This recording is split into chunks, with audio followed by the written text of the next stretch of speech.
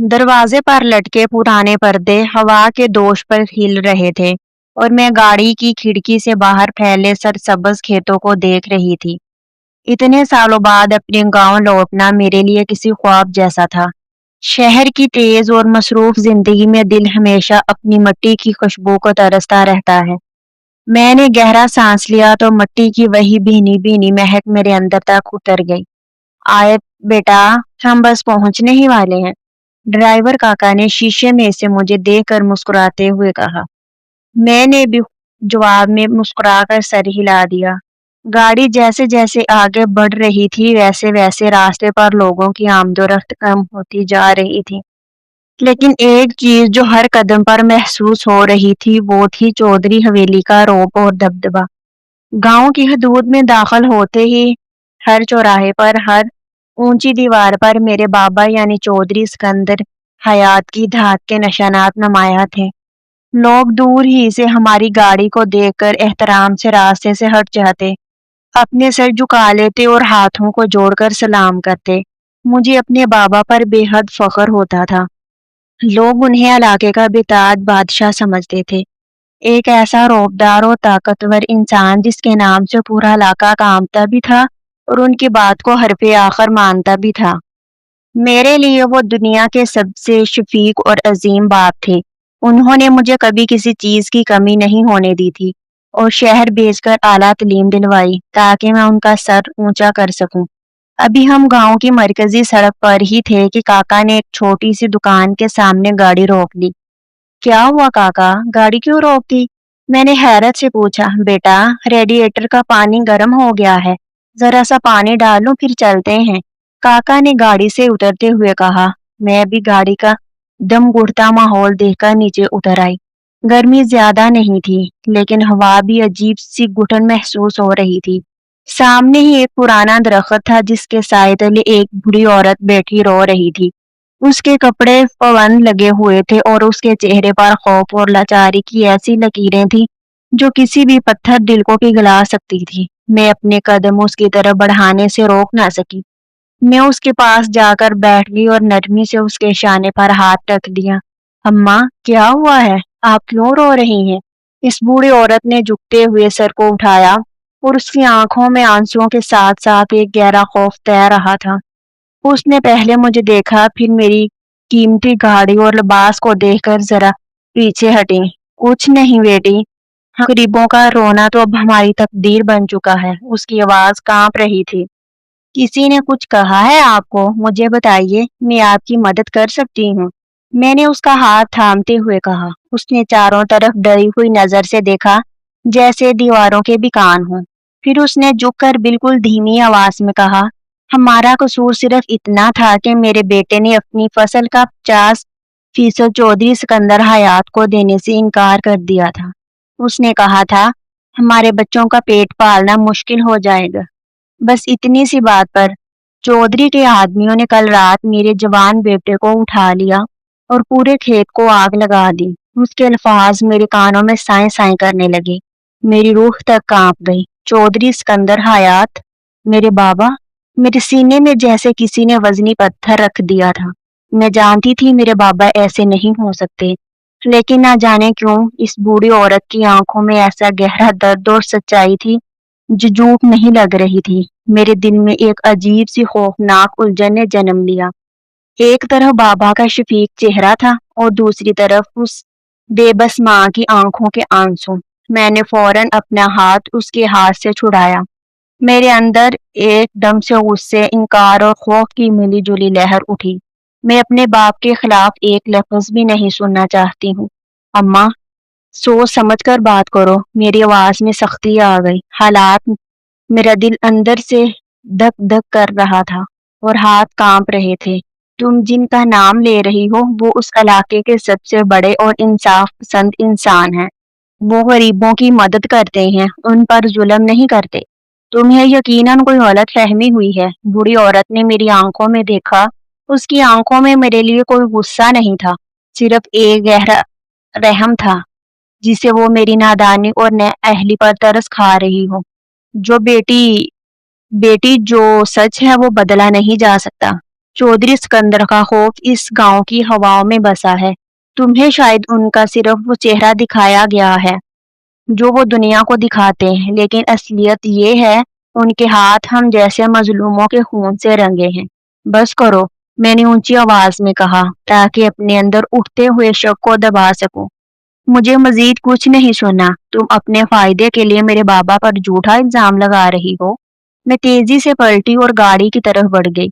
मेरा दिल सीने से बाहर आने को था और दिमाग में ख्यालात का तूफान बर्पा हो चुका था। मैंने बार बार खुद को समझाया कि ये औरत गलत है, लेकिन उसके नम आंखें मेरे हाफजे पर नक्श हो चुकी थी। काका ने गाड़ी में पानी डाल लिया था और हम दोबारा हवेली की तरफ रवाना हो गए। रास्ते भर मैं खिड़की से बाहर देखती रही, लेकिन अब माहौल मुझे पहले जैसा हसीन नहीं लग रहा था।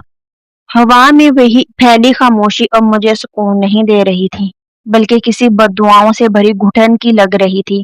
कुछ ही देर में हम गांव के मरकजी बाजार के पास पहुंचे, जहां गाड़ी की रफ्तार बिल्कुल सुस्त हो गई।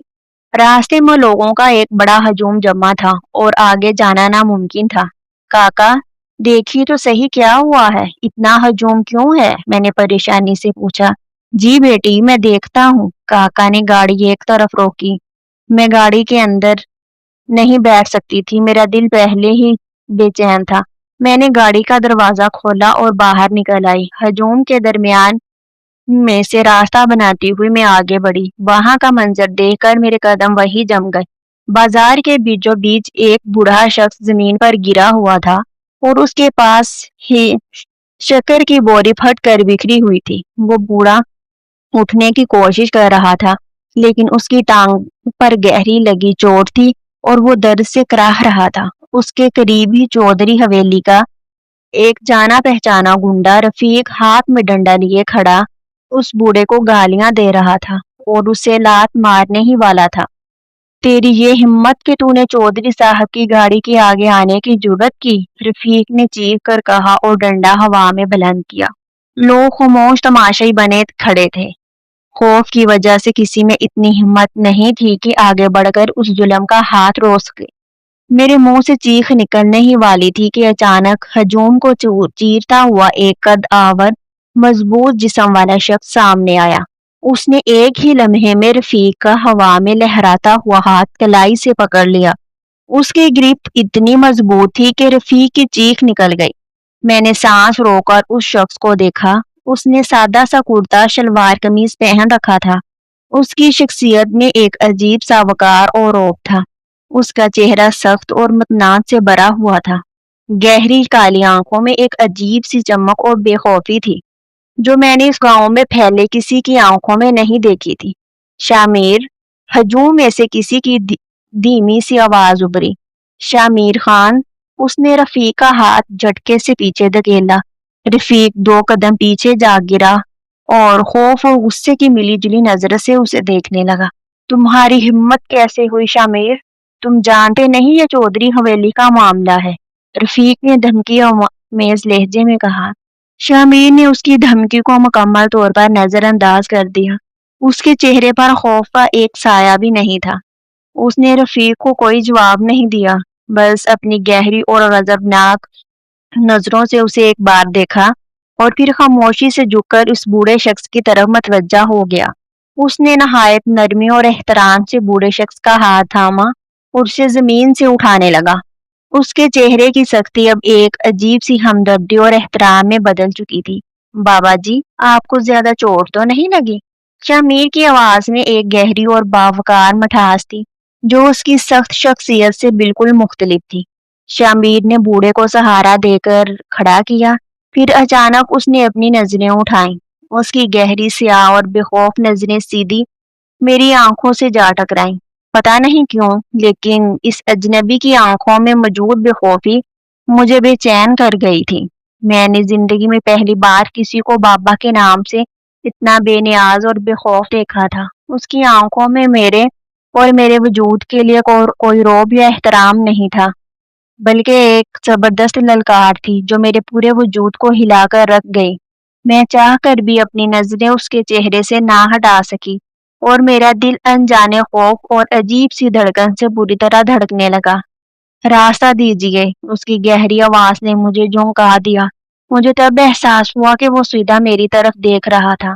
میں نے بے اختیار اپنی گردن سیدھی کی۔ تم جانتے ہو تم کس سے بات کر رہے ہو؟ میرے سوال پر اس کے چہرے کے تاثرات تک نہ بدلے۔ جی، مختصر سا جواب دے کر وہ خاموش ہو گیا۔ اس کی یہ بے نیازی میرے لیے نہیں تھی۔ پورے گاؤں میں شاید ہی کوئی ایسا شخص ہو جو چودھری سکندر حیات کی بیٹی کے سامنے اس لہجے میں بات کرے۔ تو پھر تمہیں اندازہ ہونا چاہیے کہ ابھی تم نے چودھری حویلی کے آدمی پر ہاتھ اٹھایا ہے۔ اس بار اس کی آنکھوں میں ہلکی سی سختی ابھری۔ میں نے ایک بوڑھے آدمی پر اٹھنے والا ہاتھ روکا ہے، اور تمہیں کس نے حق دیا؟ انسانیت نے۔ اس کے جواب نے مجھے ایک لمحے کے لیے خاموش کر دیا۔ میرے آس پاس کھڑے لوگ سانس روک کے ہماری گفتگو سن رہے تھے۔ تم خود کو بہت بہادر سمجھتے ہو؟ میں نے قدرے طنزیہ لہجے میں پوچھا۔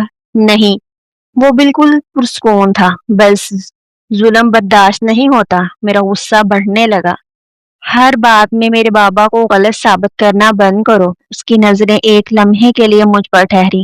جس دن آپ ان لوگوں کے ڈرے ہوئے چہرے پڑھنا سیکھ جائیں گی، شاید مجھے کچھ ثابت کرنے کی ضرورت نہ پڑے۔ مجھے یوں لگا جیسے اس نے سب کے سامنے مجھے چیلنج کر دیا ہو۔ تم حد سے بڑھ رہے ہو شامیر۔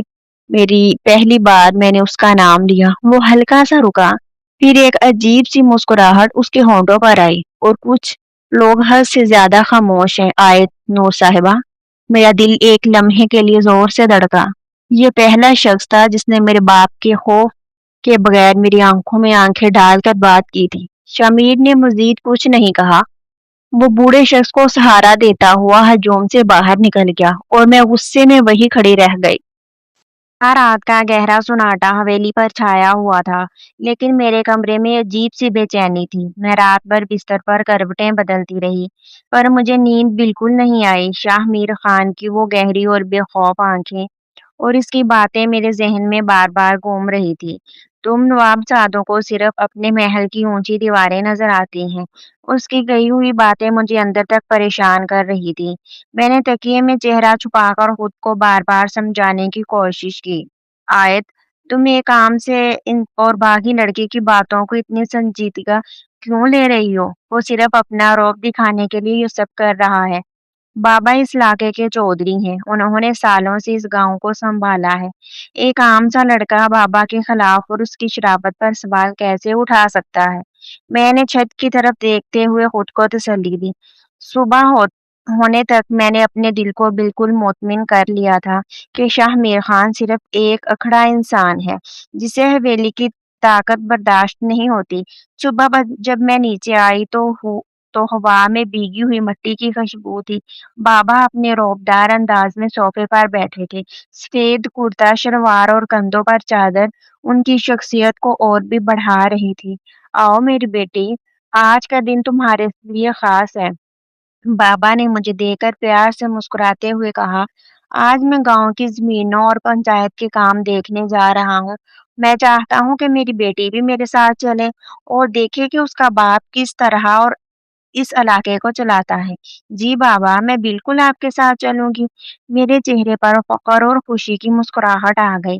گاڑی گاؤں کی کچی سڑکوں سے گزر رہی تھی۔ ہر چوراہے پر، ہر کھیت میں کام کرتے ہوئے کسان بابا کی گاڑی کو دیکھ کر ہاتھ جوڑ دیتے، اپنے کام روک کر سر جھکا دیتے۔ بابا گاڑی کے شیشے سے ہاتھ ہلا کر سلام کا جواب دیتے تو میرا سر فخر سے اور اونچا ہو جاتا۔ میں نے دل ہی دل میں شاہ میر سے کہا، دیکھو شاہ میر خان، یہ ہے وہ عزت جو میرے بابا کو اس گاؤں سے ملی ہے۔ تم ان کا کچھ نہیں بگاڑ سکتے۔ ہم ابھی گاؤں کے بیچ والے چوک کے پاس پہنچے ہی تھے کہ اچانک ایک بوڑھا کسان بھاگتا ہوا ہماری گاڑی کے آگے آ گیا۔ ڈرائیور نے ایک دم بریک لگائی، گاڑی جھٹکے سے رکی۔ صاحب، چودھری صاحب رحم کریں، وہ بوڑھا کسان چیختا ہوا گاڑی کے پاس آیا اور سیدھا بابا کے قدموں کی طرف زمین پر گر پڑا۔ اس کی دونوں ہاتھ جڑے ہوئے تھے اور آنکھوں سے آنسو بہہ رہے تھے۔ کیا بات ہے فیروز، تم اس طرح گاڑی کے آگے کیوں آ گئے؟ بابا نے شیشہ نیچے کر کے ذرا ناگواری سے پوچھا۔ چودھری صاحب، میرا بیٹا، میرا نذیر، حویلی کے بندے اسے رات کو اٹھا کر لے گئے ہیں۔ کسان فیروز نے روتے ہوئے فریاد کی۔ خدا کے لیے اسے چھوڑ دیں صاحب، اس کا کوئی قصور نہیں ہے۔ اس نے تو صرف اپنی محنت کی فصل کے پیسے مانگے تھے۔ وہ نادان ہے، اسے معاف کر دیں، وہ میرا اکیلا سہارا ہے۔ اس کی ماں رات سے رو رو کر بے ہوش ہو رہی ہے۔ میں تڑپ کر اس کسان کو دیکھا، میرا دل پگھلنے لگا۔ میں نے فوراً اپنے بابا کا ہاتھ تھاما اور نرمی سے کہا، بابا دیکھیے یہ کتنا پریشان ہے، آپ کے آدمیوں سے شاید کوئی غلط فہمی ہوئی ہے۔ آپ اپنے بندوں کو کہیں کہ اس کے بیٹے کو چھوڑ دیں۔ مجھے پورا یقین تھا کہ بابا اس مظلوم کسان کو اٹھائیں گے، اس کے سر پر ہاتھ رکھیں گے اور اپنے آدمیوں کو ڈانٹ کر اس کے بیٹے کو رہا کروا دیں گے۔ لیکن اگلے ہی لمحات میں جو ہوا اس نے میری سوچ کو ہلا کر رکھ دیا۔ بابا نے آہستہ سے اپنا ہاتھ میری گیٹ سے چھڑایا۔ ان کے چہرے کی نرمی ایک دم غائب ہو گئی اور وہاں ایک شدید، سخت اور بے رحم انداز آ گیا جو میں نے اپنی پوری زندگی میں پہلے کبھی نہیں دیکھا تھا۔ فیروز، بابا کی آواز اتنی سخت تھی کہ چاروں طرف خاموشی چھا گئی۔ اگر تمہارے بیٹے نے حویلی کے حکم کے خلاف کام کیا ہے تو اسے سزا ملے گی۔ قانون سب کے لیے ایک ہے۔ اپنے قدم پیچھے ہٹاؤ اور یہاں سے چلے جاؤ۔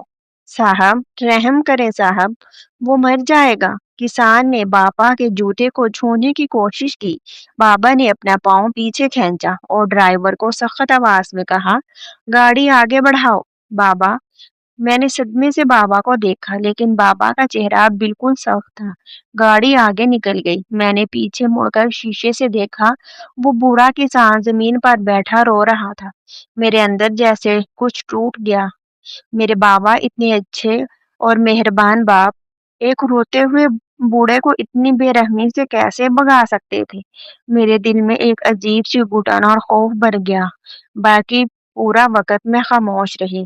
بابا مجھ سے زمینوں کے بارے میں باتیں کرتے رہے، لیکن ان کی کوئی بات میرے ذہن میں نہیں بیٹھ رہی تھی۔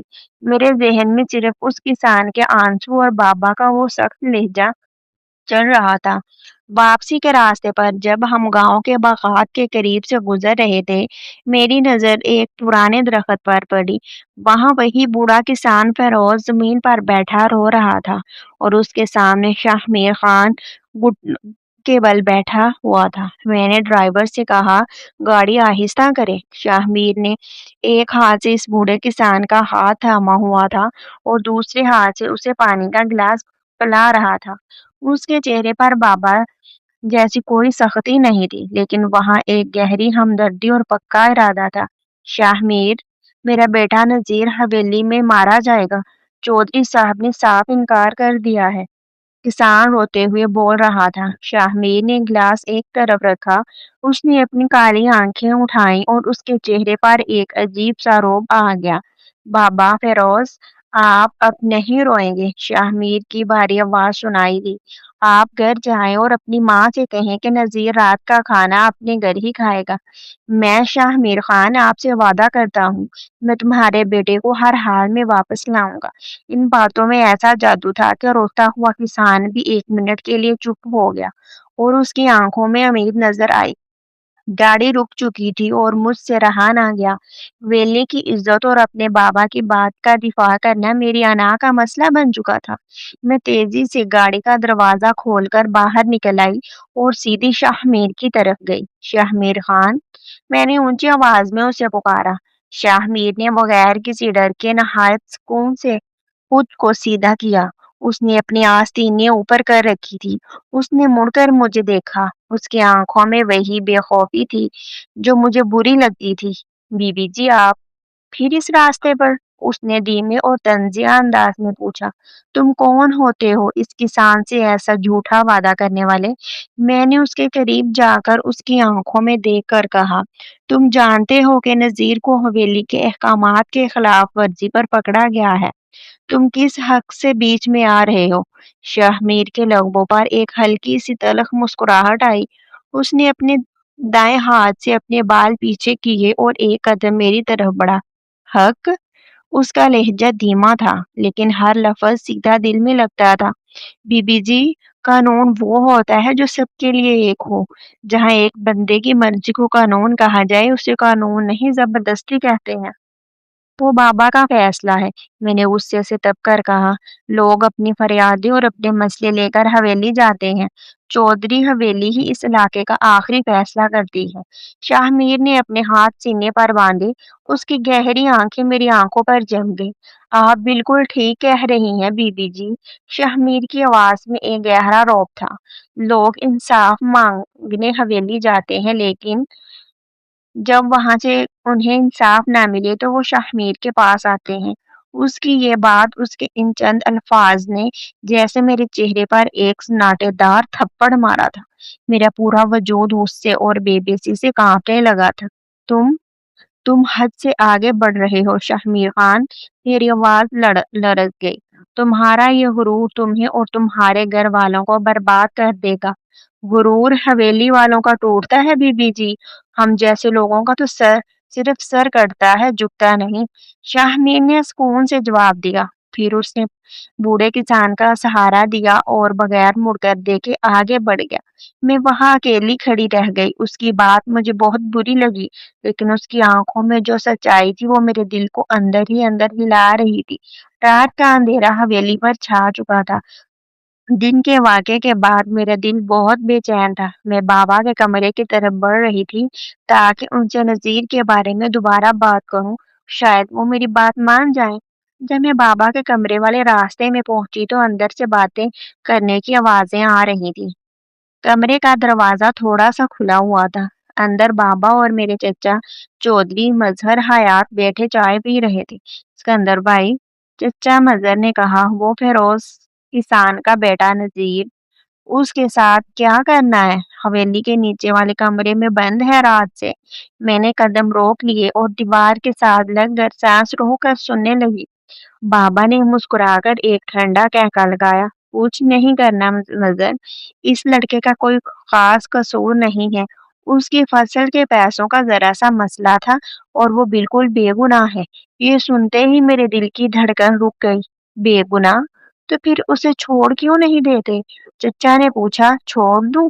بابا کے لہجے میں ایک سخت بے رحمی آئی۔ اگر میں اتنی آسانی سے اسے چھوڑ دوں گا تو ان کسانوں کی ہمت بڑھ جائے گی۔ وہ سمجھیں گے کہ حویلی کے سامنے آواز اٹھائی جا سکتی ہے۔ اسے 2 دن وہی بند رکھیں گے اور اچھی طرح مار پیٹ کریں گے۔ اسے صرف اس لیے بند کیا ہے تاکہ باقی گاؤں والوں کو سبق ملے کہ چودھری حویلی کے سامنے سر اٹھانے کا انجام کیا ہوتا ہے۔ چچا مظہر نے کہکا لگایا، سچ کہا بھائی، ڈر بنا رہنا چاہیے۔ دروازے کے باہر کھڑی میں آیت نوٹ، یوں لگا جیسے میرے پاؤں نیچے سے زمین نکل گئی ہو۔ میرے ہاتھ کانپ رہے تھے اور آنکھوں سے بے اختیار آنسو نکلنے لگے تھے۔ جس باپ پر مجھے اپنی جان سے زیادہ ناز تھا، جس باپ کو میں دنیا کا سب سے اچھا اور انصاف پسند انسان سمجھتی تھی، وہ ایک بے گناہ لڑکے کو صرف اپنا ڈر قائم کرنے کے لیے حویلی کے اندھیرے کمرے میں تڑپا رہا تھا۔ اس بوڑھی عورت کا رونا، کسان فیروز کی فریاد اور شاہ میر خان کے وہ الفاظ، سب سچ تھے، سب ایک ایک کر کے مجھے اندر تک توڑ رہے تھے۔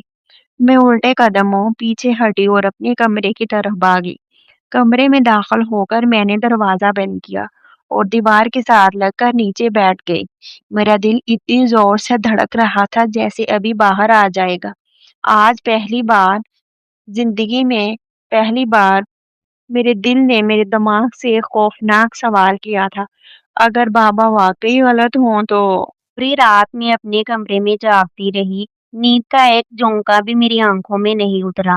جب بھی میں آنکھیں بند کرنے کی کوشش کرتی، بابا اور چچا کی وہ ٹھنڈی بے رحم آوازیں میرے کانوں میں گونجنے لگتی۔ وہ بالکل بے گناہ ہے، اسے صرف سبق سکھانے کے لیے بند کیا ہے۔ میرا دل اندر سے بری طرح کانپ رہا تھا۔ میں بار بار خود کو سمجھانے کی کوشش کر رہی تھی کہ شاید میں نے کچھ غلط سن لیا ہو، شاید بابا کا مطلب وہ نہ ہو جو میں سمجھتی ہوں، لیکن دل ماننے کو تیار ہی نہیں تھا۔ بابا کا وہ سخت چہرہ اور کسان فیروز کا زمین پر بیٹھ کر رونا بار بار میری نظروں کے سامنے آ جاتا۔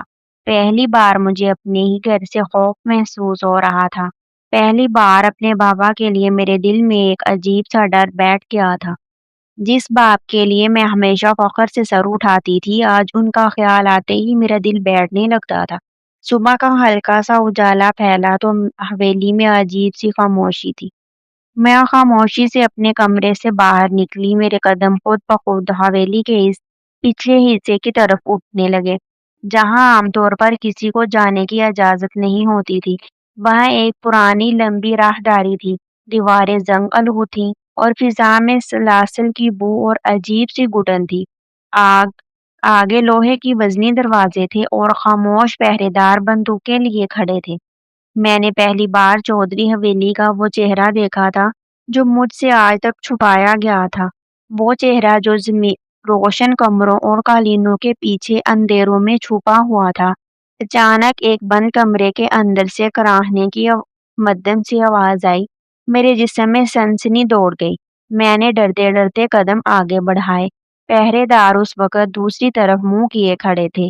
میں نے ہمت کی اور دروازے کی ایک چھوٹی سی دراڑ سے اندر جھانکا۔ اندر کا منظر دیکھ کر میرے قدموں تلے زمین نکل گئی۔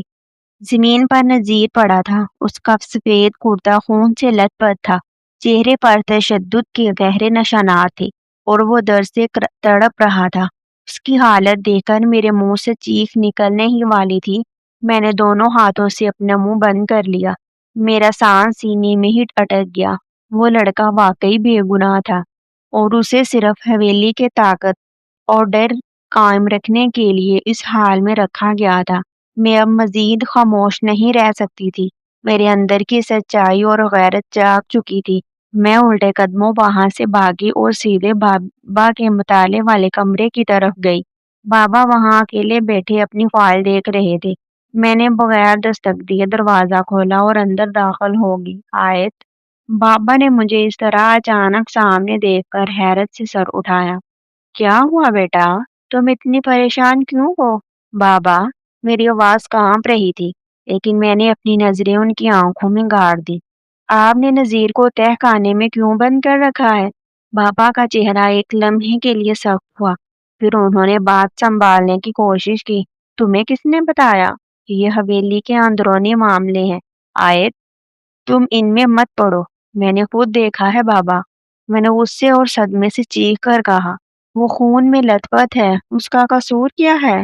میں نے آپ کو کل رات بات کرتے سنا تھا، وہ بے گناہ ہے۔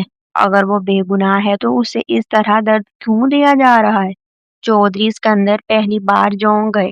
انہیں پورے گاؤں میں کسی نے یوں للکارا نہیں تھا، اور آج ان کی اپنی بیٹی ان کے فیصلے پر سوال اٹھا رہی تھی۔ ان کی آنکھوں میں غصے کی سرخ لکیریں ابھر آئیں۔ انہوں نے میز پر زور سے ہاتھ مارا اور کھڑے ہو گئے۔ آیت نور، اپنی حد میں رہو۔ ان کی کڑک دار آواز میرے کمرے میں گونجی۔ یہ سیاست ہے، گاؤں کو چلانے کے لیے ڈر قائم رکھنا پڑتا ہے۔ اگر میں ایک کسان کے بیٹے کو معاف کر دوں گا تو کل پورا گاؤں حویلی کے سامنے کھڑا ہو جائے گا۔ تم ابھی نادان ہو، تم یہ باتیں نہیں سمجھو گی۔ اگر ڈر قائم رکھنے کا نام سیاست ہے بابا تو یہ ظلم ہے۔ میں نے آنکھوں میں آئے آنسوؤں کے ساتھ کہا، میں ایسے باپ پر فخر نہیں کر سکتی جو بے گناہ کا خون بہائے۔ بس، بابا نے اونچی آواز میں کہا، ایک لفظ اور نہیں، تم اپنے کمرے میں جاؤ اور وہی رہو۔ پہلی بار بابا اور میرے درمیان اتنی تلخ بات ہوئی تھی۔ میں روتے روتے وہاں سے نکل آئی۔ وہ دن میرے لیے کسی قیامت سے کم نہیں تھا۔ رات کے 12 بج چکے تھے، میں اپنے بستر پر لیٹی ہوئی تھی، لیکن دماغ میں طوفان چل رہا تھا۔ اچانک حویلی کے صحن سے شور کی آوازیں آنے لگی، کتوں کے زور زور سے بھونکنے کی آوازیں گونجنے لگی اور پہرے داروں کے بھاگنے کی آواز سے پورا ماحول گرم ہو گیا۔ کون ہے؟ روکو اسے، پچھلے راستے پر جاؤ، کوئی اندر گھس آیا ہے۔ میں فوراً بستر سے اٹھی اور کھڑکی کے پاس آئی۔ پوری حویلی میں ہلچل مچ چکی تھی، لائٹیں جل رہی تھی اور گارڈز بندوقیں سنبھالے پچھلے حصے کی طرف بھاگ رہے تھے۔ اچانک مجھے شاہ میر کے وہ الفاظ یاد آئے جو اس نے کل اس بوڑھے کسان سے کہے تھے، بابا فیروز، نذیر رات کا کھانا اپنے ہی گھر کھائے گا۔ میرے رونگٹے کھڑے ہو گئے۔ کیا واقعی وہ آیا تھا؟ میں نے کھڑکی سے نیچے اندھیرے میں دیکھا۔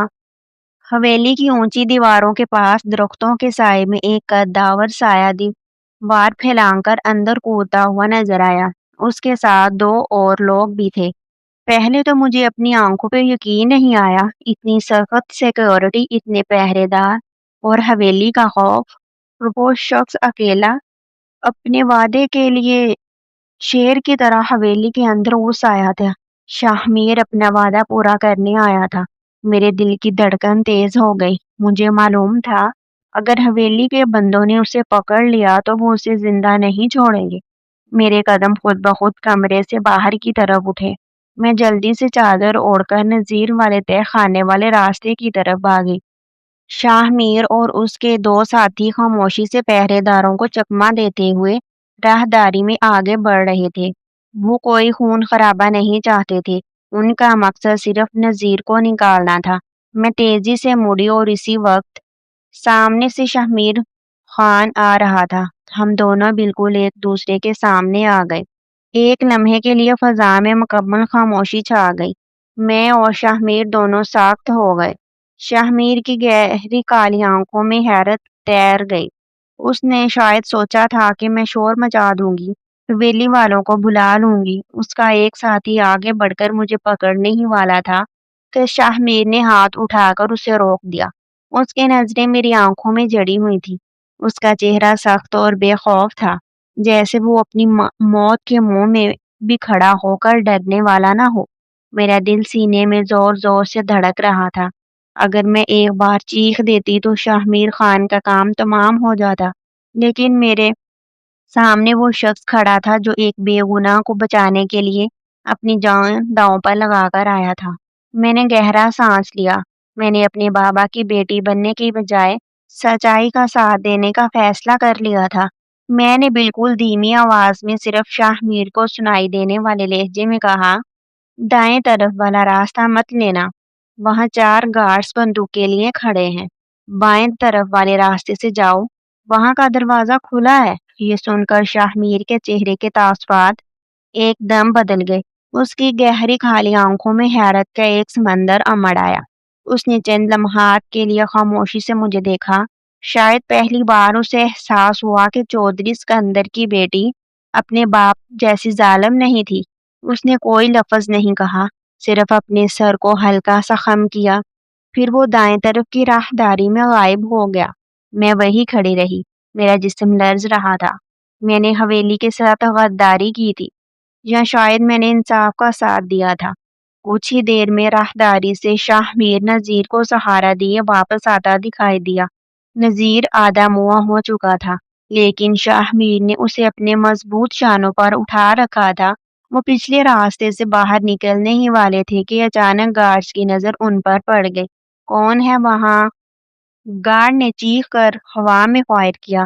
گولی کی آواز پورے حویلی میں گونج گئی۔ خطرے کی گھنٹی بج اٹھی، پوری حویلی جاگ گئی۔ پکڑو، جانے نہ دینا! چودھری سکندر کی غصے سے بھری آواز صحن میں گونجی۔ ہر طرف سے فائرنگ کی آواز آنے لگی۔ گارڈز نے پچھلے دروازے کی طرف بھاگے۔ شاہ میر کے ساتھیوں نے جواب میں فائرنگ کی تاکہ شاہ میر نذیر کو لے کر نکل سکے۔ میں نے دیوار کے پیچھے چھپ کر دیکھا۔ شاہ میر نے نذیر کو سنبھالتے ہوئے حویلی کے پچھلے دروازے کو بوجھل کندھوں سے دھکا دیا اور باہر نکل گیا۔ لیکن باہر نکلنے سے ٹھیک ایک لمحہ پہلے اس نے مڑ کر دیکھا۔ اس کی گہری سیاہ نظریں سیدھے میری راہداری کے کونے میں کھڑی میری آنکھوں میں ملی۔ اس کی آنکھوں میں اب کوئی نفرت نہیں تھی، کوئی طنز نہیں تھا۔ وہاں صرف ایک گہرا احترام اور حیرت تھی جو میرے دل کے اندر تک اتر گئی۔ اس کی ایک نظر نے میرے تمام خوف مٹا دیے تھے۔ پھر وہ اندھیرے میں غائب ہو گیا۔ صبح ہوتے ہی پورے گاؤں میں یہ خبر آگ کی طرح پھیل چکی تھی۔